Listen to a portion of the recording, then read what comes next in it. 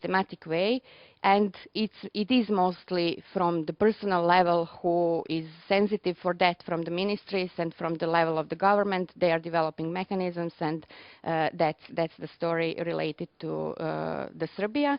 And the progress report actually evaluates as a very positive this famous law for the cooperation, and they are mentioning also improvement because of this kind of, that the Ministry of Minority signed this agreement and that kind of stuff, but it's still very problematic because in Serbia we don't have any institutional mechanisms in place for cooperation still.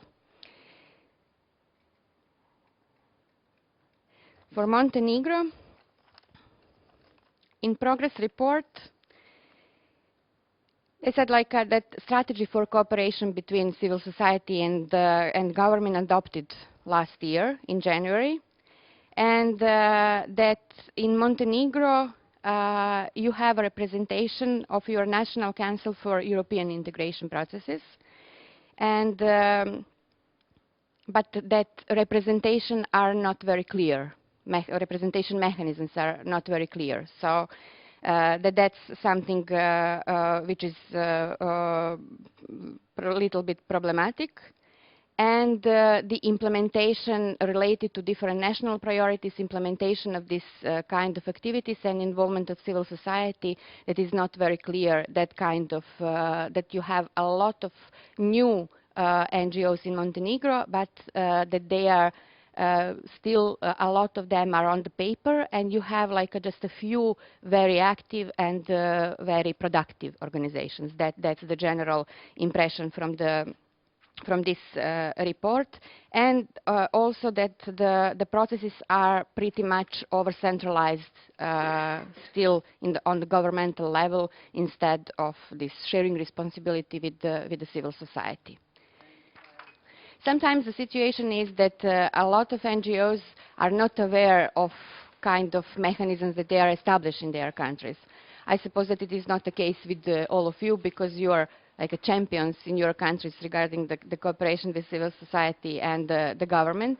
But it's always very good, and our recommendation is to actually to try to be completely familiar with that kind of reports and that kind of from European Commission, because that might be a sign for you in which area you should try to contribute and to establish more, maybe sometimes more productive cooperation. So this is something that you can influence actually through that channels.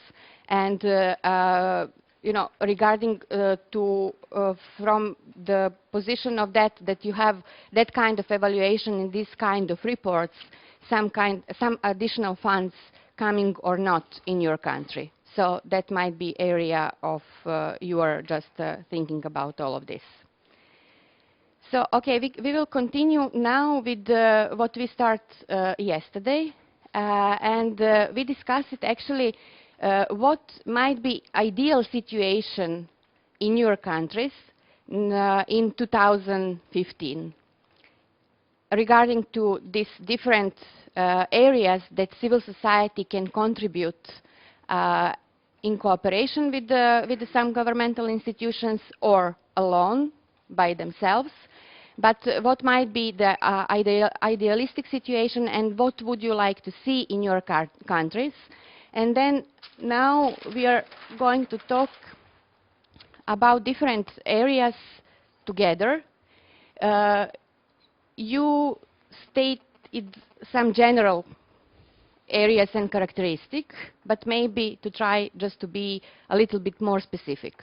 If we are talking about the drafting, this is one of the area, drafting the policy, drafting some new initiatives in the country. What is your opinion? What should be the role of civil society? Probably the situation is a little bit different now in different countries, but I suppose that we all have pretty much similar intentions regarding to what kind of and what role of civil society we would like to see in our countries. So if we are talking about drafting, what should be the role of civil society? Access to documents. Yeah, that's also very important. This is a transparency issue as well, but also access to the documents. Sometimes that's a really key point. From the Serbian experience, I can say, for example, that for the civil society organizations are very hard to access to the statistical data, for example. So we have like a Republican Statistical Office, which is like official institutions for collecting the official data in the country. And then, because they are the institutional organization, sometimes even ministries had a problem.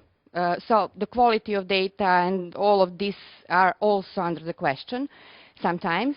But it's improved in the last 2 or 3 years. But accessibility of the civil society organization and expert community is very limited. So that's a kind of related to the research capacity, or connected issue with the research capacity of independent experts and civil society organization on one hand. On the other hand, they have like a kind of monopoly over the informations. So that's something that we are trying also to lobby here to be for them to be more open and to improve the access to their databases so that you can use it if you want to do some analysis. As we mentioned yesterday, the civil society is not the homogeneous category. So it is very hard, to talk about like, okay, the whole civil society. It is related to the target groups. It is related to different processes and all of different aspects, how you will perceive the role actually of civil society organizations.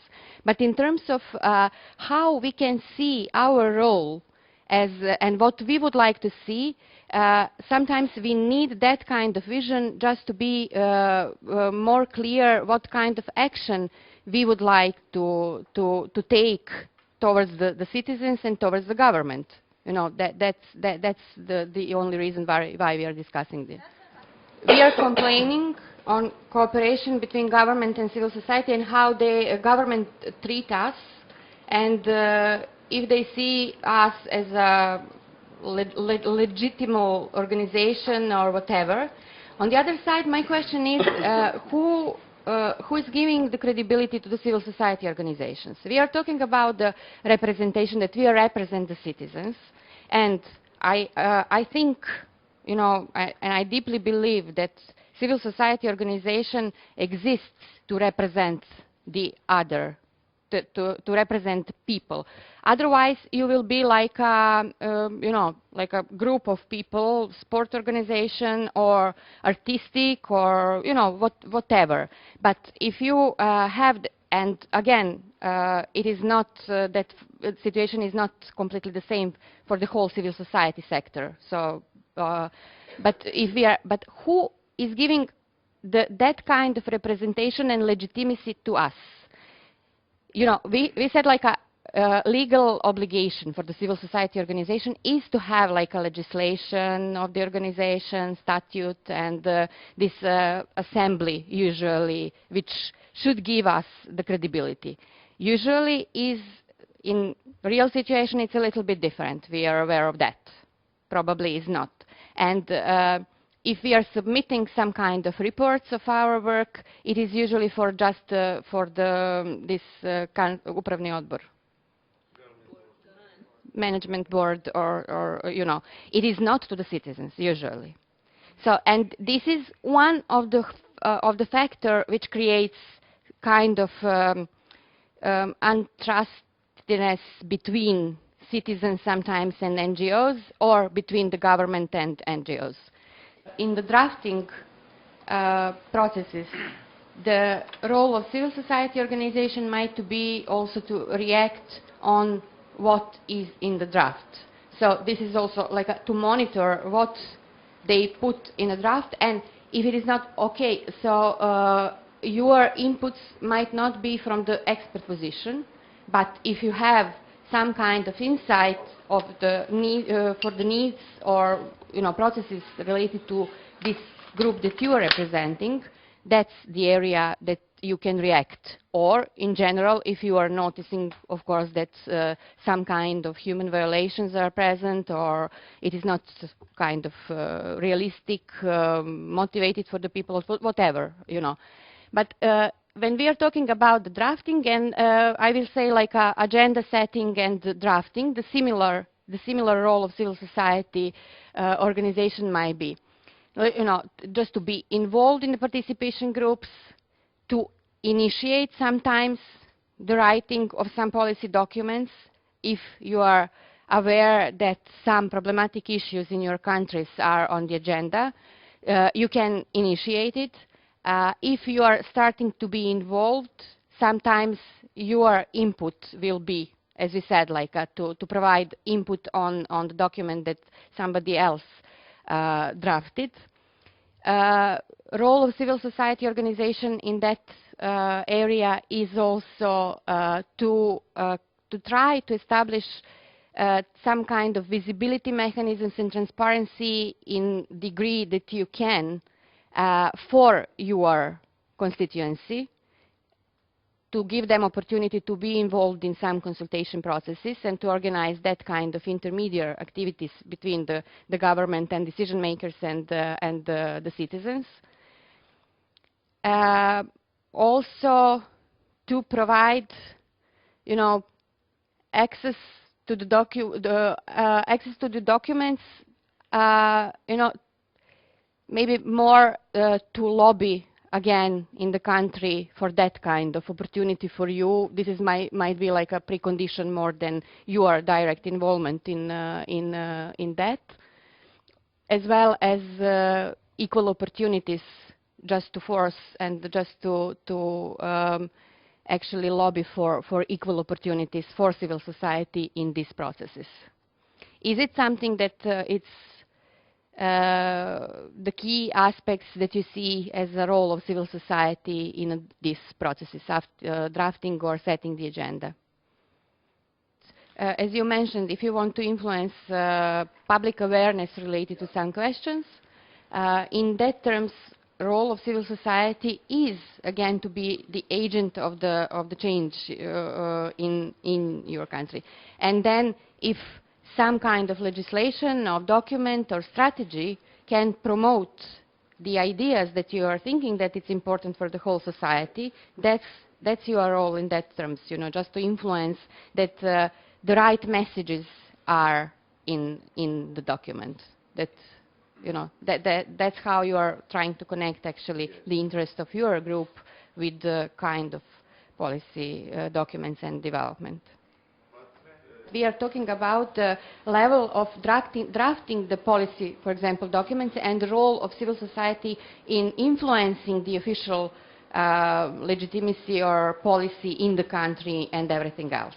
If we are talking about that, and we are complaining a lot as NGOs that our voice is not incorporated, that government don't want to listen to us, that we have the knowledge and skills and they don't have it, but they neglect our whatever.